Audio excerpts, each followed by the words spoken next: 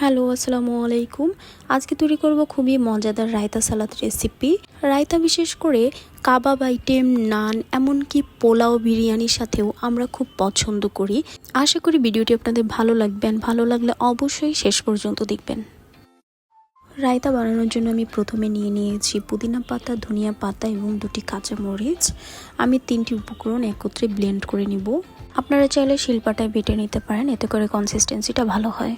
এরপর একটি মিক্সিং বোলে দিয়ে দিচ্ছি 1 কাপ পরিমাণ টক দই, দেন দিয়ে দিচ্ছি 1 চা চামচ চিনি এবং স্বাদ মতো লবণ। এরপর দিয়ে দিচ্ছি ভাজা জিরার গুঁড়া 1/2 চা চামচ এবং গোলমরিচ গুঁড়া 1/2 চা চামচ এবং শেষ পর্যায়ে দিয়ে দিচ্ছি সামান্য পরিমাণ বিট লবণ।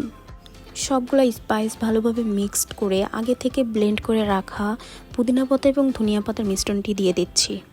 পুদিনা পাতা এবং ধনিয়া পাতার এই মিশ্রণটি দেওয়ার পর স্বাদ এবং ফ্লেভার দুটোই দ্বিগুণ হয়ে যায়। এখন এই দইয়ের মিশ্রণের সাথে অ্যাড করে দিচ্ছি 1 কাপ পরিমাণ শসা কুচি। শসা থেকে যেহেতু এক্সট্রা পানি বের হয়, দ্যাটস ওয়াই কেটে নেওয়ার সময় আমি হাতে চিপড়িয়ে পানি ঝরিয়ে নিয়েছিলাম। অবশ্যই এই কাজটি করতে ভুলবেন না, এতে করে শসা থেকে এক্সট্রা পানি বের হবে না এবং খেতেও ভালো লাগবে। আমরা সবাই জানি টক দই এবং শসা কতটা হেলদি। সো এই গরমে রিচ ফুড খাওয়ার পরে ট্রাই করবেন এরকম একটা সালাদ খেতে। এতে করে স্বাস্থ্য এবং মন দুটোই ভালো থাকবে। সো আজ এই পর্যন্তই। সবাই অনেক অনেক ভালো থাকবেন। আল্লাহ হাফেজ।